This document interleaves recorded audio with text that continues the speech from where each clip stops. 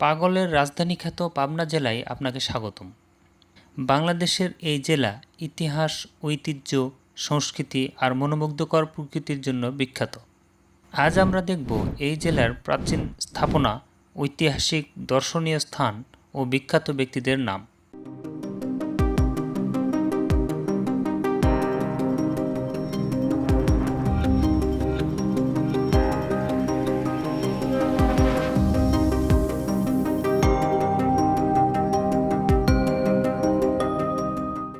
পদ্মা নদীর কূল ঘেঁষে বয়ে চলা এ অঞ্চলটি জেলা হিসেবে স্বীকৃতি লাভ করে 1828 সালের 16 অক্টোবর।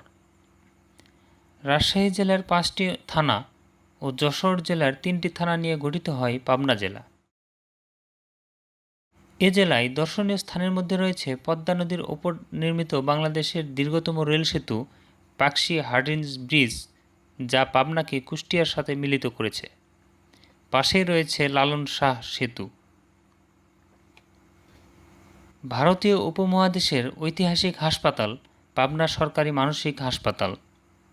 বাংলাদেশের প্রথম পারমাণবিক বিদ্যুৎ কেন্দ্র রূপপুর পারমাণবিক বিদ্যুৎ কেন্দ্র। 200 বছরের পুরানো ঐতিহাসিক তারাস ভবন, আজিম চৌধুরীর ঐতিহাসিক জমিদার বাড়ি, কিংবদন্তি মহানায়িকা সুচিত্রা সেনের স্মৃতি সংগ্রহশালা, ঈশ্বরদী বিমানবন্দর ও ঈশ্বরদী রেলওয়ে জংশন।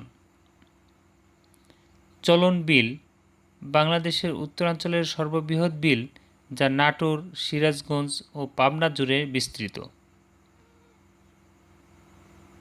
এছাড়াও ধর্মপ্রাণ মুসলমানদের জন্য রয়েছে চাটমোহরের প্রাচীন শাহী মসজিদ। হিন্দু ধর্মাবলম্বীদের জন্যও রয়েছে জোরবাংলা মন্দির। বাংলাদেশের প্রতিটি জেলা এমন অনন্য আর বৈচিত্র্যময়।